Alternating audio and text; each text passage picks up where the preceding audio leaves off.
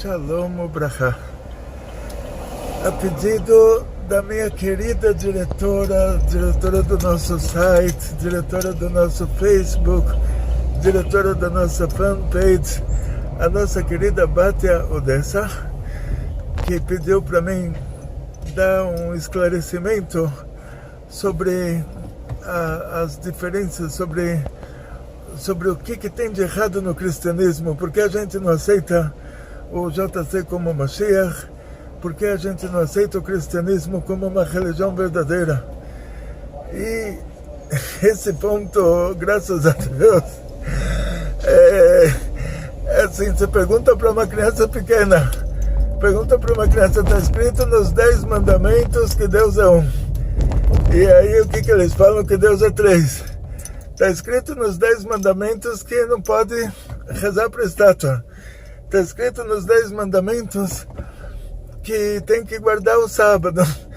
E pergunta isso para uma criança de 6 anos, de 5 anos até. Ele já vai te falar, pô, esses caras aí estavam, hoje você costuma dizer, eles fumaram alguma coisa, né? Não sei o que deu na cabeça deles, mas na verdade assim, o cristianismo não é derivado do judaísmo.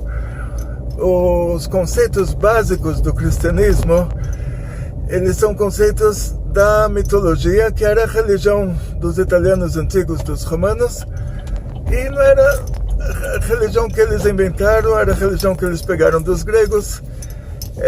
Tinha na Grécia tinha o Monte Olimpo. O Monte Olimpo existia antes dos deuses.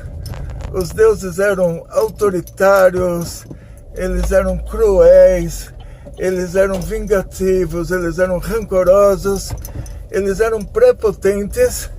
E o cristianismo pegou esses conceitos, fez um conceito de Deus que é uma trindade, tipo o que aconteceu na mitologia. Tinha o Zeus, ele foi com a mulher do anfitrião e teve o Hércules.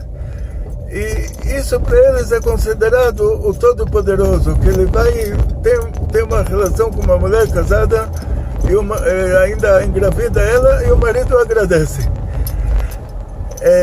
O governador da Grécia, quando conquistaram a Terra Santa, conquistaram Israel, ele fez uma lei que toda virgem que se casar vai dormir com o governador a primeira noite. Esse era o conceito de o Todo-Poderoso na mitologia. Esse era o conceito de o Todo-Poderoso na mentalidade grega antiga, que posteriormente os romanos assimilaram essa cultura. Para o cara ser o Todo-Poderoso, ele tinha que, a mulher tinha que ser virgem, casada, e tinha que dormir com ele antes de dormir com o marido. Como no caso do Zeus, que ele engravidou a mulher do anfitrião e deu a luz ao Hércules, que é um semideus. Pergunta para uma criança de 5 anos, está escrito que é proibido fazer adultério. Pergunta para ele, você acha que Deus vai fazer adultério? Você acha que Deus vai dar um mau exemplo do que Deus pede para a gente fazer? Você acha que qualquer coisa que some, você vai falar, Deus roubou, ele pode tudo, então ele pode roubar também? Qualquer mulher que... Deus pode ir com mulher casada, Deus pode roubar, então se sumiu alguma coisa, Deus teve um impulso, aí ele roubou, ele não conseguiu se controlar, e ele é o Todo-Poderoso, ele conseguiu roubar sem você ver. Quer dizer, isso é um absurdo. No judaísmo está escrito que o Deus, ele é o primeiro a dar o exemplo de tudo que ele pede para a gente fazer. Então, se Deus falou para não roubar, ele vai ser o primeiro a manter essa honestidade, que depois de ter se revelado para milhões de judeus no Monte Sinai e ter dado a Torá, ele não vai ser desonesto de arrumar um grupinho de 10 e pelas costas aí falar, gente, eu me arrependi da Torá que eu dei lá no Monte Sinai, agora só entre nós está aqui uma nova Torá. E depois chega lá o Maomé e fala, olha, Deus se encontrou comigo pessoalmente, ele pode mudar de ideia, ele pode dar facada pelas costas, então ele se encontrou comigo agora pessoalmente, ele falou, olha, eu me arrependi de novo, o que eu falei com aqueles 10 lá, já estou arrependido, agora estou falando com você pessoalmente, uma nova Torá. Então, quem acha que Deus pode roubar, se Deus falou para a gente não enganar, e Ele vai enganar. Deus falou para a gente não ir com a mulher do outro, e Ele vai dar como exemplo, Ele vai fazer filho com mulher casada, e depois o próprio Deus fala que do Shemtiu que Kadosh Ani, seja santo porque eu sou santo, e Ele fez filho com mulher casada, então todo mundo vai querer ser santo como Ele. Todo mundo vai querer ter caso com mulher casada e engravidar ela. Ou seja, na prática, é um absurdo. Só pensar nisso, quer dizer, como eles não têm vergonha de falar essas coisas, de falar que Deus foi com mulher casada, de falar que Deus enganou, depois de ter revelado a Torá para milhões de judeus, todo mundo junto, foi lá e pelas costas com um grupinho de 10 e reformou tudo. Quer dizer, eles deviam ter vergonha de falar isso, não é tanto absurdo junto que eles deviam ter vergonha de publicar isso. Mas já que eles já publicaram, eles não tiveram vergonha porque eles eram mais fortes. E se a pessoa falava que isso é um absurdo, eles cortavam a cabeça, eles fizeram cruzadas, fizeram inquisição. Quando uma pessoa quer se converter ao judaísmo, a gente coloca certas dificuldades para ver se ele realmente está consciente do que ele está fazendo. E lá o cristianismo teve que implorar para todo mundo se converter ao cristianismo, ameaçar, matar, queimar vivo em praça pública. Não sei se vocês se lembram do ditado os primeiros brasileiros eram judeus, aqueles bandeirantes. Me falou um especialista em bandeirantes, estava na casa do Anhanguera, em Santana do Parnaíba, um especialista em bandeirantes, ele me viu, ele perguntou, vocês são judeus? Eu falei, pô, o senhor é muito inteligente, que todo mundo me vê com essa kippah preta, com essa barba, pensa que eu sou iraniano, né? Pensa que eu sou muçulmano, mas o senhor é muito culto, o senhor está vendo que eu sou judeu? Ele falou, eu vou te falar uma coisa, todos os bandeirantes de Minas Gerais, eles eram judeus. E por isso vem aqueles provérbios antigos do Brasil, entre a cruz e a espada. Se fosse um cristão, ele não expressaria que ele está num beco sem saída dessa forma. Agora, um judeu que está entre a cruz e a espada, ele está dizendo, eu estou num beco sem saída. Ou eu vou rezar na igreja, ou vão me matar. Assim cresceu o cristianismo.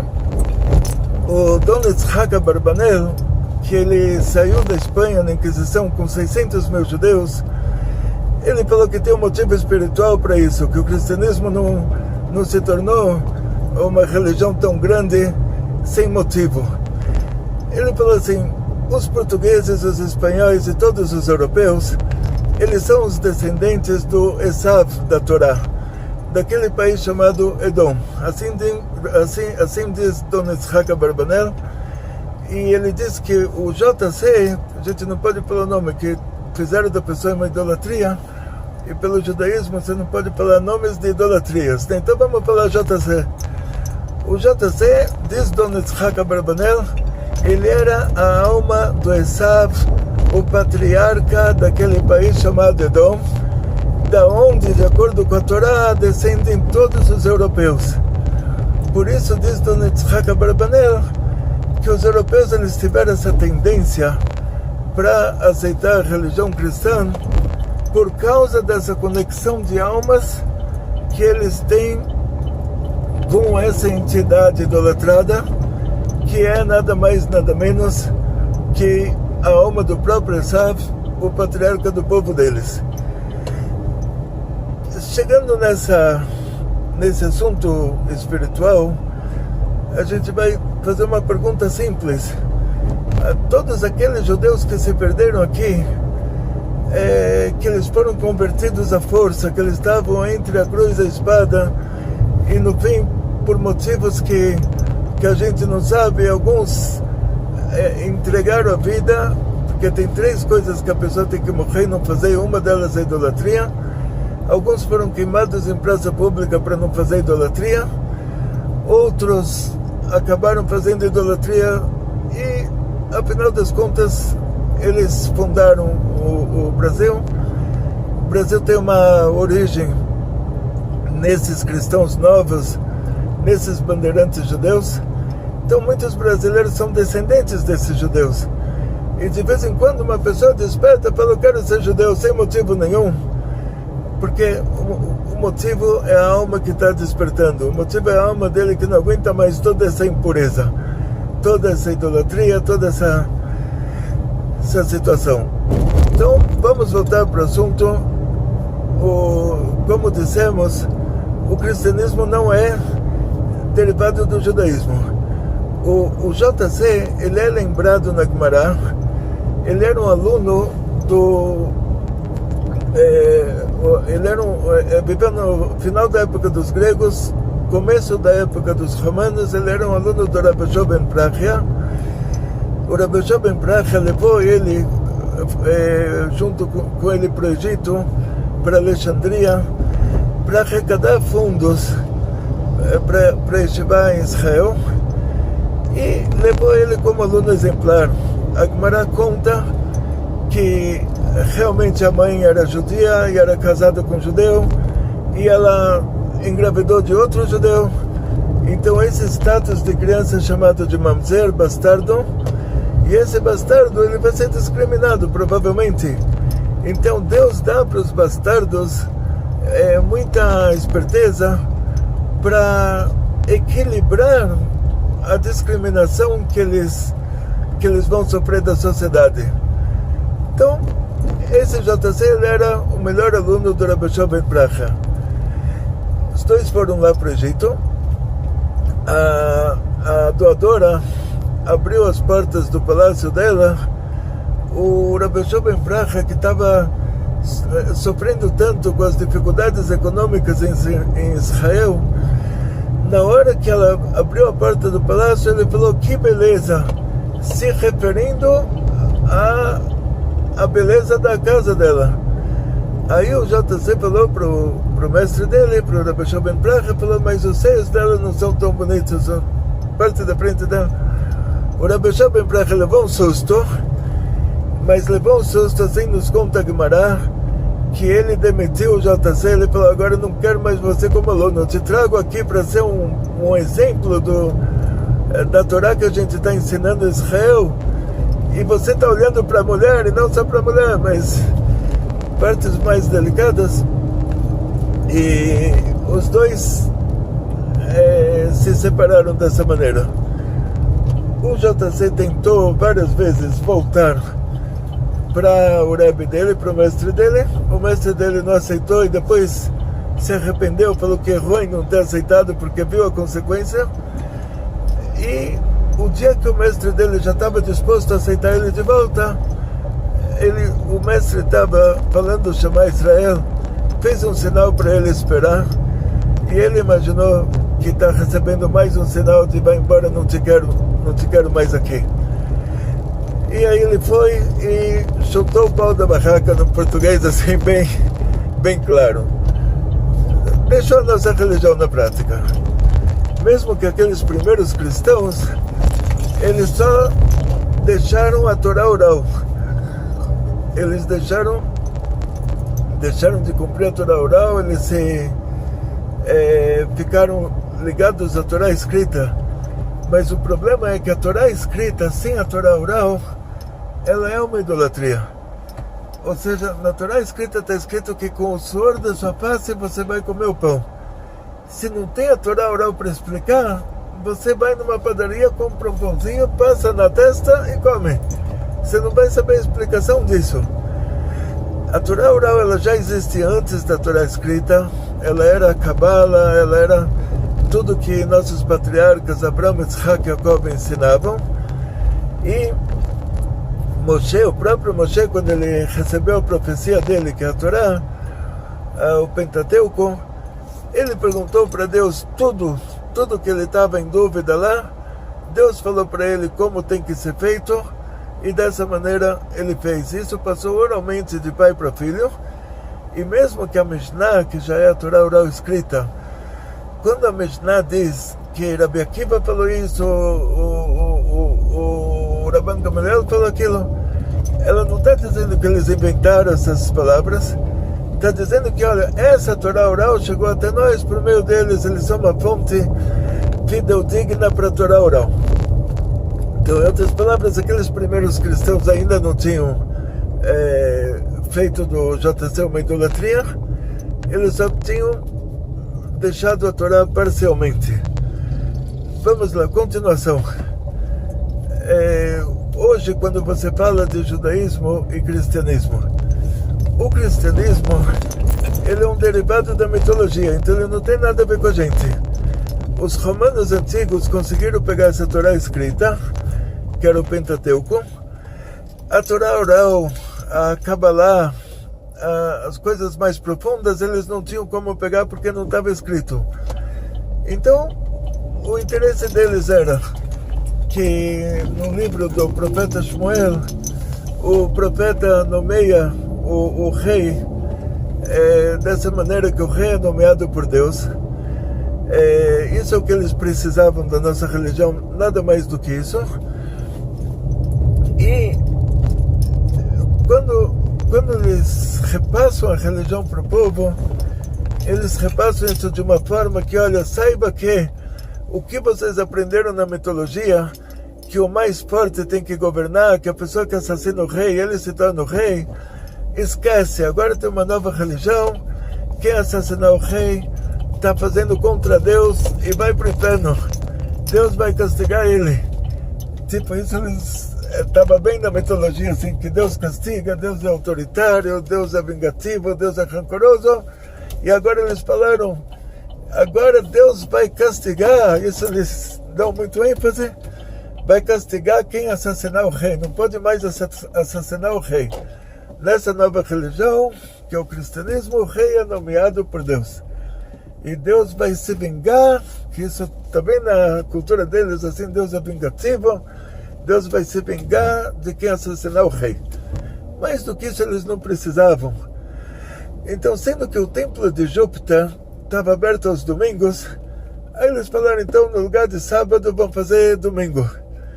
Sendo que eles tinham deuses e deusas, então eles já aproveitaram. Tinha lá uma Minerva, uma Afrodite, então no lugar disso fizeram uma Maria, uma Madalena, usaram as mesmas estátuas, a ponto de que você vê, lá em Israel, Israel é 40 graus de temperatura, a túnica de uma mulher judia, ela vai até o cotovelo, ela vai até o joelho, é uma túnica bem leve. Você vê as roupas aí da Maria, da Madalena, são roupas gregas de países frios, são roupas assim, todas cheias de panos. A alcinha em cima também não era roupa judaica, a túnica judaica ela tem uma abertura, mas ela vai até o cotovelo, e isso que assim em cima tinha alcinha, embaixo tinha aqueles panos até o chão, tudo isso eram estátuas gregas, era a cultura dos gregos, eram mulheres gregas, mulheres romanas.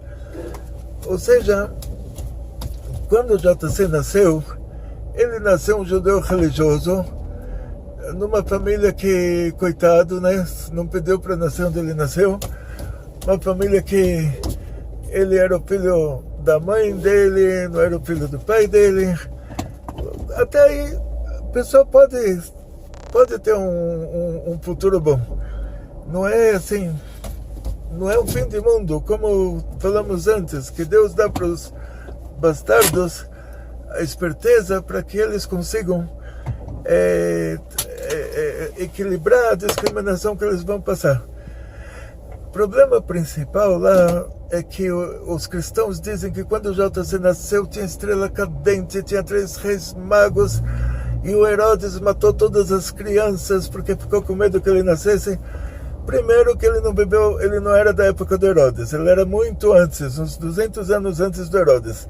Segundo, que se algum rei, ou de Israel, ou de outros povos, depois da saída do Egito, que na saída do Egito está escrito que o faraó matou os nenês, se tivesse um segundo caso desses, a gente não poderia fazer casamentos na época em que isso aconteceu. Então, como você chega para um judeu e fala que, olha, o seu rei matou os nenés, é como chegar para um brasileiro e falar, Dom Pedro I decretou que toda criança que nascer ele vai jogar no rio Tietê. Aí o cara vai rir da minha cara, vai falar, olha, eu moro aqui, história do Brasil, quem sabe sou eu. Então também, aqui, quanto mais aqui, história de Israel, quem sabe somos nós. E quanto mais que na época antiga não tinha internet, não tinha muita informação. Então a única fonte realmente de quem era o JC, aonde ele nasceu, quem era a mãe dele, quem era o pai dele, a única fonte é a própria Gemara, que conta sobre ele. E não só isso, quando você fala sobre Mashiach, eles pegaram lá, primeiro eles não traduziram a palavra, porque a palavra Mashiach, a palavra Messias em português, em hebraico quer dizer ungido. O rei Davi foi ungido, então Mashiach tem que ser o filho do filho do filho do filho do filho do rei Davi, sem que tenha uma filha interferindo no meio. O rei Davi é da tribo de Judá. Aí eles chegam e colocam o José na história e falam, o José era um descendente do rei Davi. Mas o José não era o pai era Deus. E Deus não é da tribo de Judá, Deus não é um descendente do rei Davi. Então acabou. Agora, o problema maior é que os profetas dizem que quando o Mashiach chegar, não vai mais ter guerra. Depois que o JC chegou, os cristãos foram eles que fizeram a maior parte das guerras do mundo, eles que derramaram mais sangue no mundo, eles que fizeram guerras entre eles e com o mundo inteiro. O sol não se punha no Império Britânico. A Inglaterra tinha uma conquista em cada lugar do mundo, girando o mundo inteiro. Os cristãos foram os que mais fizeram guerra no mundo, os que mais derramaram sangue. Isso tudo aconteceu depois que o JC chegou. Então, de Mashiach ele não tem nada. Que todos os profetas dizem que quando Mashiach chegar não vai mais ter guerra, vai ter paz. E o cara chegou, eles fizeram guerras assim para provar que, olha, agora é exatamente o contrário. Então, assim, ele não vem dessa família do rei Davi. Está escrito que quando o Mashiach chegar, todos os judeus vão voltar para a Terra Santa. Quando ele chegou, todos os judeus se espalharam. Está escrito que quando o Mashiach chegar, o templo de Jerusalém vai ser reconstruído. Quando o JC chegou, o templo foi destruído. E quando o Mashiach chegar, não vai mais ter guerra. Depois que ele chegou, só teve guerra. E quem fez as guerras? Esses que estão aí, que colocaram a gente entre a cruz e a espada, né? Que colocaram a gente no beco sem saída durante 2000 anos.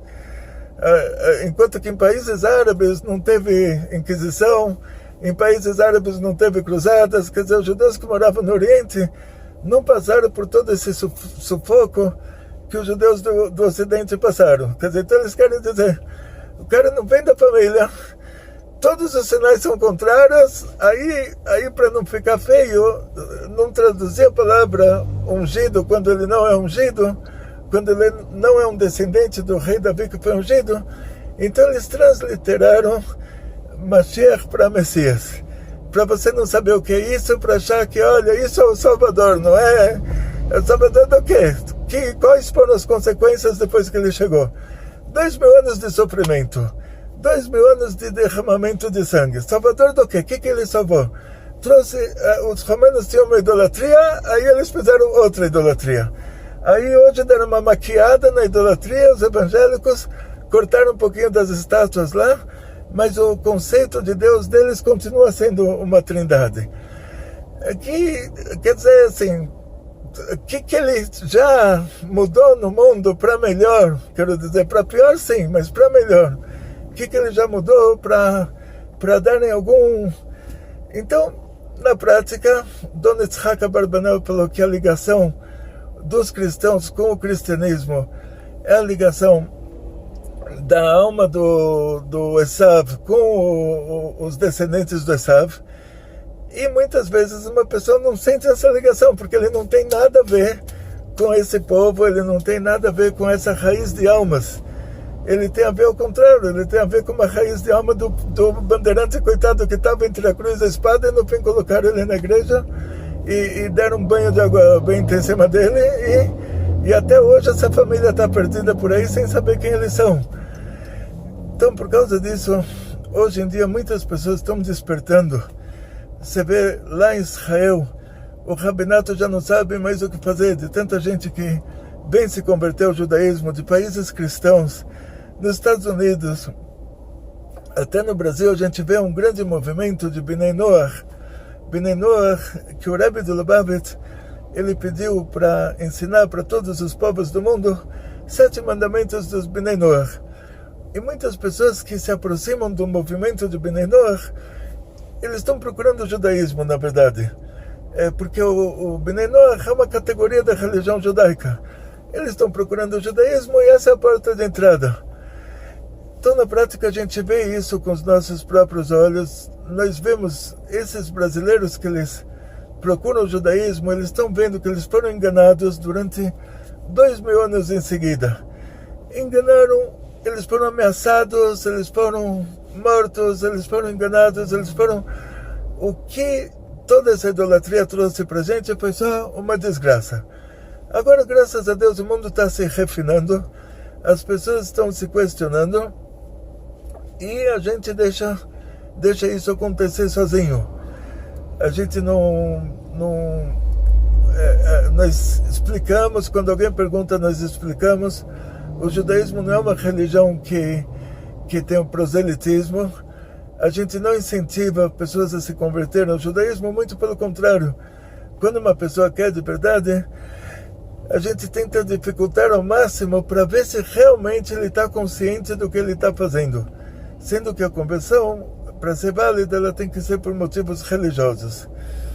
Então, em outras palavras, eu gostaria assim, novamente de agradecer a diretora do nosso site, a Bati Odessa, pelo trabalho maravilhoso que ela está fazendo, sendo que a gente tem uma ONG, e agora a ONG vai para assuntos mais laicos, assim, assuntos mais sociais.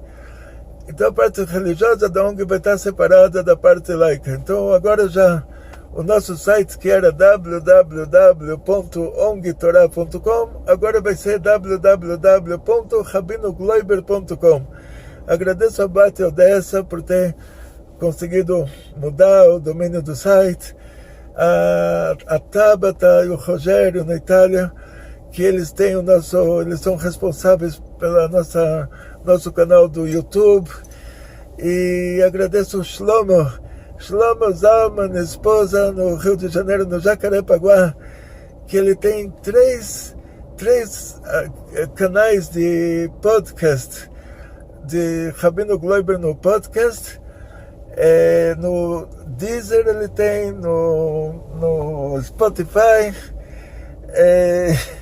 Então agradeço a todos vocês que assistem os nossos vídeos e que acessam o nosso site, que ouvem o nosso podcast.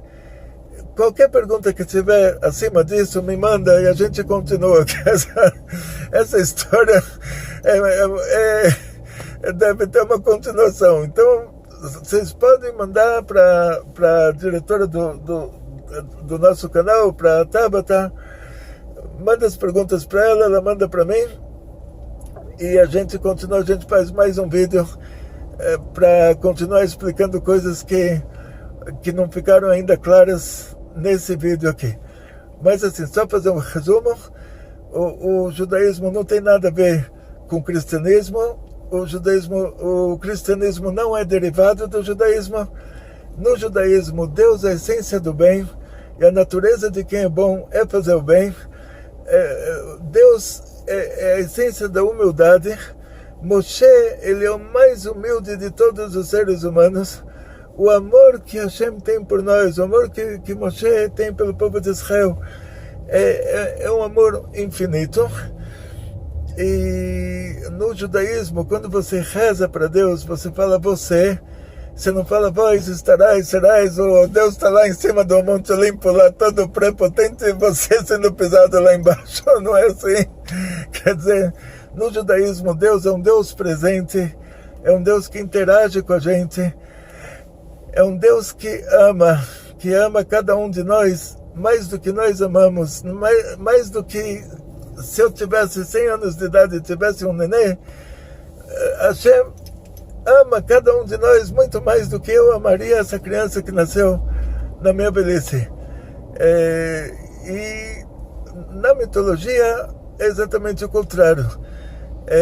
Os deuses mitológicos, que isso é o Deus no cristianismo, eles são vingativos, eles são prepotentes, eles falam uma coisa e fazem outra, falam para não fazer adultério, eles fazem filho com mulher casada, falam para ser honesto e eles são desonestos, que eles, depois de, como eles dizem, depois de entregar a Torá na frente de todo o povo, vai lá e pelas costas se une a um grupinho de 10 e muda tudo. Isso é coisa da mitologia, não tem nada a ver com a gente.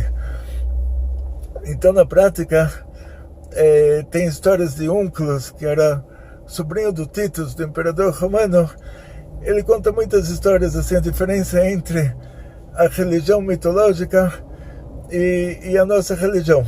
E aí você vê as características do cristianismo com a mitologia. E entrando assim em pequenos detalhes, né? Que os soldados romanos vêm buscar ele de volta para Roma. Ele coloca a mão na mezuzá quando ele está saindo e ele pergunta para eles: você sabe o que é isso? Vocês têm que estar em volta do imperador para proteger ele. Aqui o nosso Deus não, ele está do lado de fora, ele está protegendo a gente do lado de dentro. Ele pergunta a outra tropa que vem pegar ele, ele pergunta para eles, me fala, um soldado raso e um capitão, quem vai levando a lanterninha na frente de quem? Aí eles falam, o soldado raso na frente do capitão. E agora um capitão e um general, quem leva a lanterninha na frente de quem? O capitão na frente do general. Agora o general e o imperador, quem vai iluminando na frente de quem? O general na frente do imperador. Aí ele fala, e olha, e Deus, ele mandou uma coluna de fogo para ele próprio, então ele fala, ele explica esse detalhe, que a revelação divina se revelou lá dessa maneira, fazendo acontecer uma coluna de fogo que guiava o nosso povo pelo deserto. Quer dizer assim, que Deus foi iluminando por meio dessa coluna de fogo, Deus foi iluminando o caminho na nossa frente. Então, esse raciocínio nos traz uma pergunta. Então, por que a linguagem da Torá é uma linguagem autoritária? Por que a linguagem da Torá é uma linguagem assim, bem ameaçadora, bem amedrontadora? Então, isso mostra a bondade de Deus. Se a pessoa é cruel, ele vai falar, deixa a criança colocar o dedo na tomada, ele vai tomar um choque, ele vai aprender sozinho. Próxima vez ele não vai colocar o dedo na tomada. Mas se a pessoa é boa, ele vai dar um berro. Na hora que a criança for colocar o dedo na tomada, ele vai dar um berro. Essa mãe boa, ela vai gritar com o filho, ela vai falar, se você colocar o dedo na tomada, eu vou te dar uma chinelada, vai te muito. E na verdade, ela está fazendo isso pelo bem da criança, pelo amor que ela tem pela criança. Ela não quer que a criança sofra. Então, na Torá tem muitos casos que eles nunca foram julgados, e um tribunal que uma vez em 70 anos fazia uma pena de morte era chamado de tribunal assassino, porque tinham tantos detalhes, as testemunhas tinham que ser visuais.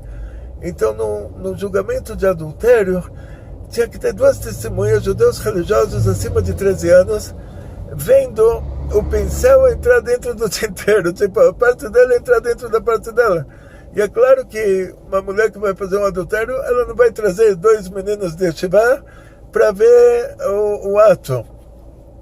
Ou todas as coisas, todas as penas, pena de morte não se aceitava dedução. Tinha que ter duas testemunhas oculares do assassinato. E daí para frente, quer dizer que a linguagem da Torá, inclusive tem uma linguagem sobre um filho rebelde, que é um caso que nunca aconteceu, porque ele tem tantos detalhes para ser julgado, que nunca foi julgado. Então, por que a linguagem da Torá é assim? Para o nosso próprio bem, para a gente ficar longe de fazer as coisas erradas.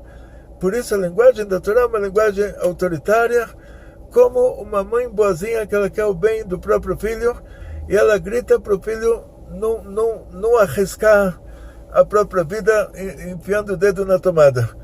Então o filho acha que a mãe dele é ruim, a mãe dele está gritando, e a mãe dele mas na verdade é o amor que ela tem por ele, se expressa dessa maneira para salvar a vida dele. E essa linguagem autoritária da Torá, para o nosso próprio bem. Os romanos, na mitologia, quando eles inventaram o cristianismo, sendo que os deuses mitológicos, eles eram vingativos, eles eram prepotentes, os romanos falaram, essa linguagem aqui é um prato cheio. Eles já pegaram e falaram, olha, tá vendo? Deus é ruim, Deus é autoritário, Deus é prepotente, Deus é vingativo, Deus manda você, Deus vai com mulher casada, mas se você for ele te mata, e Deus fala para você não roubar e ele próprio engana. Então, para eles, essa linguagem da Torá era um prato cheio.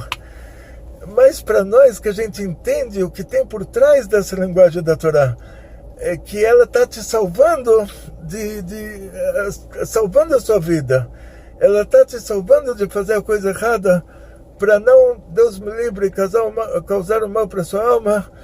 Então a gente sabe que por trás de um grito existe uma mãe que ama o filho profundamente, do fundo do coração. E por isso que ela grita. Se ela não amasse, quem não ama não grita. Quem não ama deixa o outro quebrar a cara sozinho.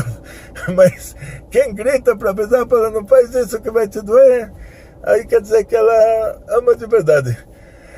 Então, muito obrigado novamente para a nossa diretora Bat Odessa, e muito sucesso para todos que estão ouvindo o nosso vídeo.